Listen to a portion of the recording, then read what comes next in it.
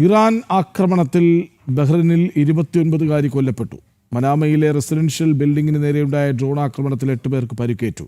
മിസൈലുകളും ഡ്രോണുകളും വെടിവെച്ചിട്ടതായി Saudi Arabia അറിയിച്ചു. വിശദാംശങ്ങളുമായി പ്രജിത് മോഹനൻ ഒപ്പം ചേരുന്നു. പ്രജിത്ത്, ഞങ്ങൾ മാപ്പ് ചോദിക്കുന്നു.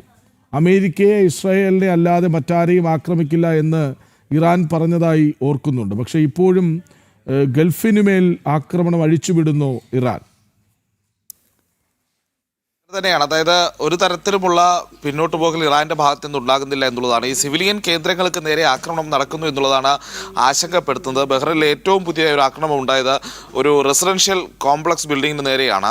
അതായത് ഒരു 29-കാരിയാണ് ആക്രമണത്തിൽ കൊല്ലപ്പെട്ടിരിക്കുന്നത് എന്നുള്ളതാണ്. 8 പേർക്ക് പരിക്കുമേറ്റിട്ടുണ്ട്. ഇത് ഇന്നത്തെയോ അല്ലെങ്കിൽ ഈ മണിക്കൂറുകളിലെയോ ആദ്യ സംഭവമല്ല എന്നുള്ളത് കൂടി നമ്മൾ മനസ്സിലാക്കേണ്ടിയിരിക്കുന്നു. സൗദിയിലും ആക്രമണം ഉണ്ടായിട്ടുണ്ട്. 2 മിസൈലുകളും ഡ്രോണുകളും ഒക്കെ വെടിവെച്ചിട്ടതായി സൗദിയും അറിയിച്ചിട്ടുണ്ട്. അപ്പോൾ സ്വാഭാവികമായും എല്ലാ GCC രാജ്യങ്ങൾക്ക് നേരെയും ഏത് രീതിയിലാണോ ഇറാൻ ആദ്യഘട്ടത്തിലൊക്കെ ആക്രമണം നടത്തിയിരുന്നത് അതിന് സമാനമായി തന്നെ ഇപ്പോഴും ഡ്രോണുകളും മിസൈലുകളും ഒക്കെ അയച്ചുകൊണ്ടിരിക്കുന്നു എന്നുള്ളതാണ് ഈ ഘട്ടത്തിൽ പറയേണ്ടത്.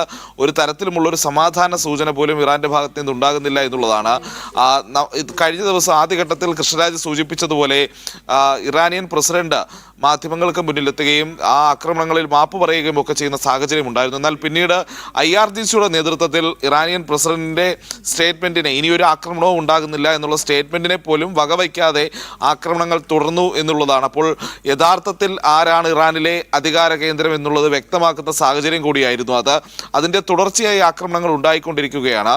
ഇപ്പോഴും GCC രാജ്യങ്ങളിൽ പലയിടത്തും ആശങ്കകൾ നിലനിൽക്കുന്നത് ഇതുകൊണ്ടാണ്. ഒരു സ്വാഭാവികമായ അവസ്ഥയിലേക്ക് അല്ലെങ്കിൽ സാധാരണമായ ഒരു ഗതിയിലേക്ക് GCC രാജ്യങ്ങളെ പോകാൻ ഇറാൻ ഈ ഘട്ടത്തിൽ അനുവദിക്കുന്നില്ല എന്നുള്ളതാണ് എടുത്തു പറയേണ്ടത്. പ്രത്യേകിച്ച് ഇപ്പോൾ തന്നെ ഹോർമൂസ് കടലിടുക്ക് ഇറാൻ ഏകദേശം അടച്ചിട്ടിരിക്കുന്നു. അവിടേക്ക് കാര്യമായിട്ടുള്ള കപ്പൽ ഗതാഗതം അനുവദിക്കാത്ത സാഹചര്യമുണ്ട്.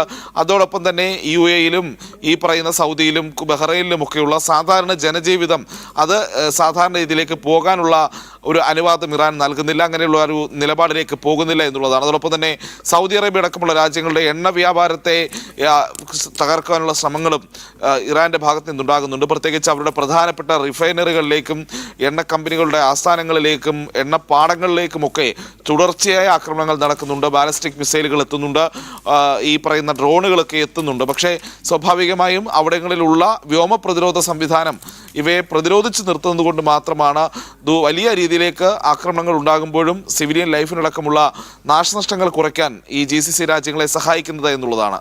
കൃഷ്ണരാജ്, ഏതായാലും പശ്ചിമേഷ്യ ഇപ്പോഴും അശാന്ത തന്നെയാണ്. ഗൾഫ് രാഷ്ട്രങ്ങൾ ബഹ്റിന് മേലൊക്കെ ഇപ്പോഴും ആക്രമണം തുടരുകയാണ്. 29-കാരിയാണ് കൊല്ലപ്പെട്ടത്. എങ്ങനെ നമ്മൾ സമാധാനത്തോടെ ഇവിടെ ഇരിക്കുമെന്നാണ്.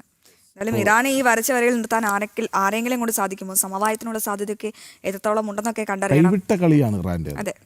ഉള്ളതൊക്കെ പൊട്ടിച്ചു കളയാം എന്നുള്ള പ്ലാനിലാണെന്ന് തോന്നുന്നു. വലിയ 2 ശക്തികളുമായിട്ടാണ് ഏറ്റുമുട്ടുന്നത്. ഒപ്പം തീക്കൊള്ളി കൊണ്ട് തലചൊറിയുകയാണ് ഇറാനെന്ന് വേണം ഈ ഘട്ടത്തിൽ നമുക്ക് പറയാൻ. എന്തായാലും പ്രജിത്താണ് ഏറ്റവും പ്രധാനപ്പെട്ട പുതിയ വിവരങ്ങൾ പ്രേക്ഷകരുമായി പങ്കുവച്ചത്.